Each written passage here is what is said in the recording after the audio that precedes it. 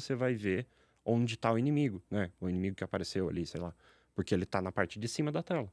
Enquanto que com o G-Sync, o FreeSync que seja, qualquer situação dessas, a ideia é que você tem...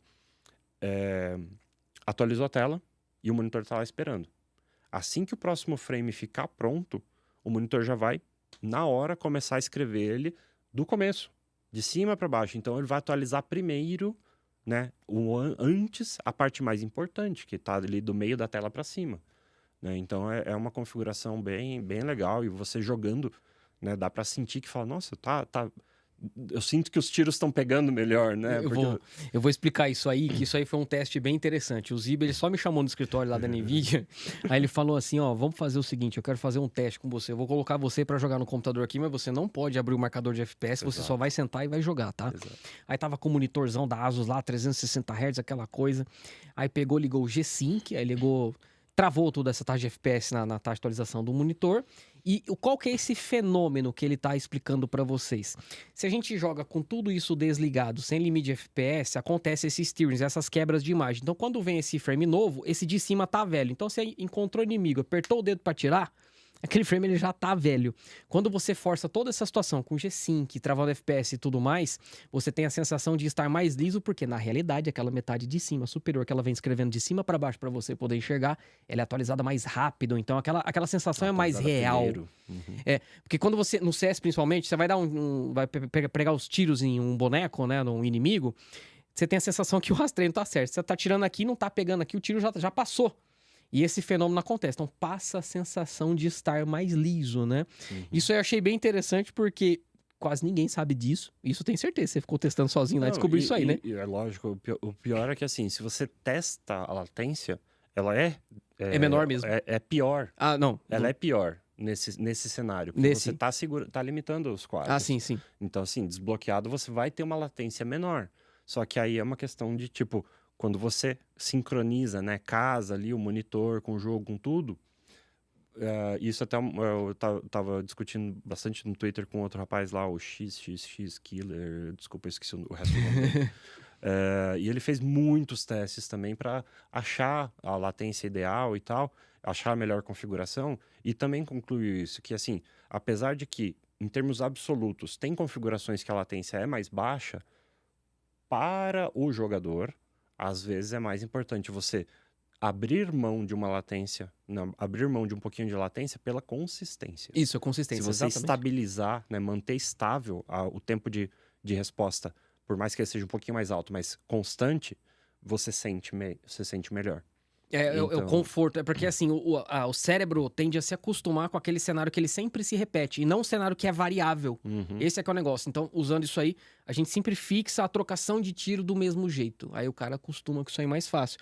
Só que, eu entendo que você comentou isso, que tem gente que olha a latência e fala, não, tá pior, e não quer nem saber de testar pra jogar, né? Pois é. E às vezes compensa fazer esse tipo de teste também. Mas eu vejo que você já tá bastante tempo testando esses cenários competitivos, porque o CS é um jogo que dá muita dor de cabeça pra todo mundo, seja profissional. A treta que aconteceu lá do campeonato, que deu um slowdown maluco lá, que todo mundo jogou a Smoke ao mesmo tempo, e daí acho que as máquinas do evento não eram Intel, e daí o pessoal saiu xingando todo mundo. Daí fala, não, tem que ser um X3D, né? Porque eu tenho o cache ajuda pra caramba. Né? Então, eu vejo um pouquinho não tô tão no meio, mas eu vejo um pouco essas discussões um pouco de longe, assim. Aí ele fica curioso e vai estudar. Vai testar, vai pra ver como é que funciona isso daí. Mas esse teste que ele trouxe eu achei muito interessante, porque eu nunca tinha pensado nisso. Porque no meu cérebro é simplesmente quanto mais FPS melhor no caso do CS. Mas nesse caso aí, compensa o teste. Porque, vamos assim, esse é um cenário melhor, até aí tudo bem. Só que aí, se a gente for começar a falar de todo tipo de gente e percepção, eu já escutei pessoas dizendo que não vê diferença entre 75 e 144. Então tem gente que simplesmente não vai notar a diferença, porque isso é pessoal e particular de cada um. Eu até posso lembrar, né, e comentar e pedir a opinião de vocês também, a sua também, Zil, por exemplo. Eu usei muitos anos 120 Hz. Aí eu saltei para 240. Eu tive que abaixar a sensibilidade do mouse dentro do jogo, porque realmente eu sentia aquela diferença. E tem gente que não sente. Então, assim... Olha, eu fico feliz e aliviado de que eu consegui ver a diferença entre 240 e 360. Eu consigo ver, Eu não consegui testei isso, ver. não testei isso ainda. Tem cenários específicos onde dá pra ver. Então eu fiquei feliz que eu consegui ver. Então eu falo, olha, não tô tão velho assim, Ah, né? Não sou tão cego assim ainda. Mas é óbvio, né? Os ganhos são diminutivos, né? São diminishing returns, quanto mais alto você vai. Mas assim, de 60 para 75 eu não vejo diferença eu nenhuma. também não vejo. Pra mim, continua ruim.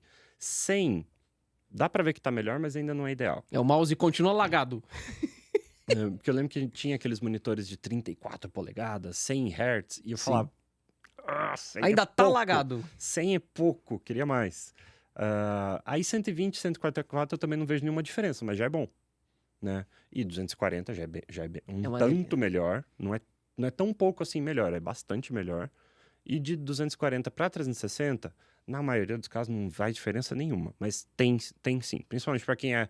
Eu não sou pro player, mas para quem é pro player, vê a diferença. Qual foi a diferença que você viu? Eu lembrei agora de como que foi pra mim. Eu tava no 120, 240 e eu tava jogando muito Dust 2, assim, ó. Tô jogando o mapa da Dust. Aí você fica lá de CT, cravado o pessoal que passa a varanda. Eu vi antes o bonequinho aparecendo. Ele apareceu mais perfeitinho, assim, eu conseguia atirar antes. Que no 120 não, ele ia vir engasgando. Sim. Então qual que foi o seu caso que você conseguiu perceber? Foi na CES de 2020, quando a gente apresentou os Nossa, faz monitores tempo já. de 360 Hz, que tinha uma demo específica, 240 versus 360, que era panning. Tipo um jogo, era Dota no caso, que você consegue ver mais nítido em 360. Quando a imagem está em movimento, em 360 Hz você consegue ver, não fica borrado, você consegue ver mais nítido. Entendi. Então o herói andando pelo mapa, você consegue ver ele se movimentando cenário, sem quando ficar quebrando. você vai puxar o mouse pro canto pra andar o cenário, Ah, sim. você consegue ver o cenário mais nítido. E é bastante diferença. Nossa, você fica falando isso aí, deu vontade de ter um monitor 360 agora. Agora pega um de 480. Não, eu vi também essa discussão no competitivo, o pessoal falando que é obrigatório ter um monitor OLED. E eu queria te perguntar isso aí, você já testou? Realmente é o bichão mesmo, esse negócio de tempo de resposta? É lindo. Não, mas maravilhoso. Pro competitivo principal, são dois fatores, né? Não é só o tempo de resposta, porque é 0.03 milissegundo, um negócio absurdo assim. Mas o principal é a persistência visual. Porque o backlight do LCD, né? Ou pior, o LCD em geral, ele tem um tempo de resposta, né? Que seja um de 0.5, né? Que alguns são os LCDs mais rápidos. Mas ele escreve a tela e daí o backlight atrás ele ilumina e você vê a imagem, né? Ou então você tem coisas como o Black Frame Insertion, né, que a gente faz, que você apaga o backlight, escreve a tela toda e dá um flash no backlight, daí você vê uma imagem pronta, estática. Que isso ajuda muito no competitivo, que daí você imprime na sua retina uma imagem pronta. E o OLED ele meio que funciona assim naturalmente. Porque Nossa, ele mesmo emite luz. Então, assim, pro competitivo, o OLED é... O que tá tendo mais normal assim no mercado de taxa de atualização no OLED? Olha, eu vi esses Sem dias... custar 8 mil reais. Não, eu vi esses dias, eu não lembro se tem um monitor OLED Full HD. Eu acho que eu tenho que pesquisar de novo. Mas assim, você acha Quad HD 360 Ô, louco. OLED com preço... 5. Não 4. é... Olha, se não me engano, era entre 4 e 6 Ui. mil reais. Por isso que eu paguei na TV lá. Mas 360 Não, sim, Hz sim. e Indiscutível. 0.03 milissegundos de Olha tempo de só. resposta e é persistência visual instantânea.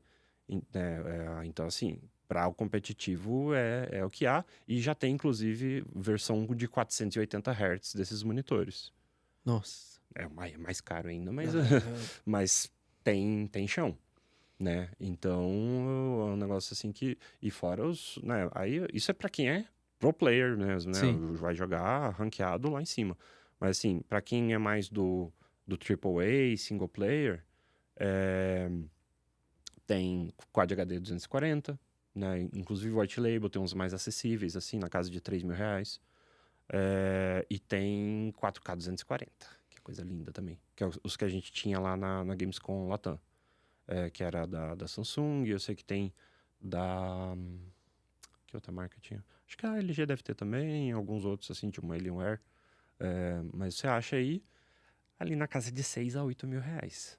É. E haja GPU também para empurrar Sim. 240 FPS em 4K. Sim, o meu caso lá, por exemplo, quando a gente fala de jogos AAA, igual você falou, jogos modo história bonitão, eu já prefiro pegar um computador, levar na sala. TV de 55 OLED, e ela faz 4K 120, aí é o Sim. bicho.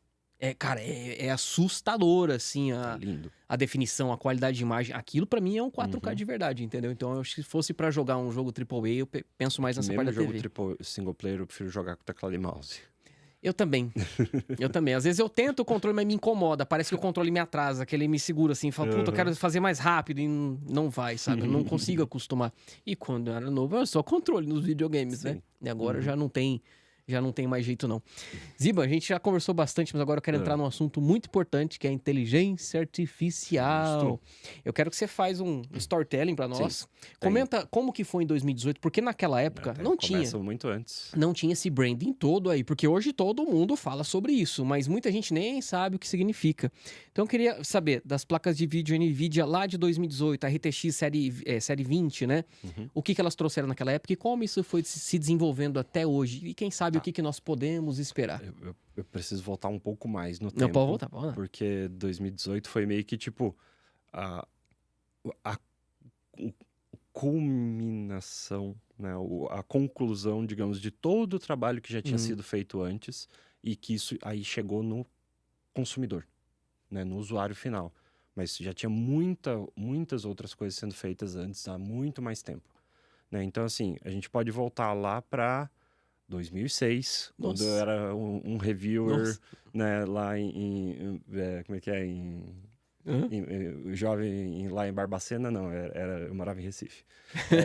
Mas daí, quando a série 8000, né, que foi a primeira com arquitetura com suporte a CUDA. Ah, sim. E aí que começou as tecnologias, né? Não, foi a primeira plataforma para uso da GPU como um processador genérico, né? Um processador geral. Então, e aí que vem a mudança do paradigma de processamento serial, né? Que é o que a CPU faz, né? Então, um processador tem 6, 8, 10, 20 núcleos, mas cada núcleo executa o código de forma sequencial. Tem uma pipeline. E daí ele vai, né, instrução por instrução, uma de cada vez e por aí vai.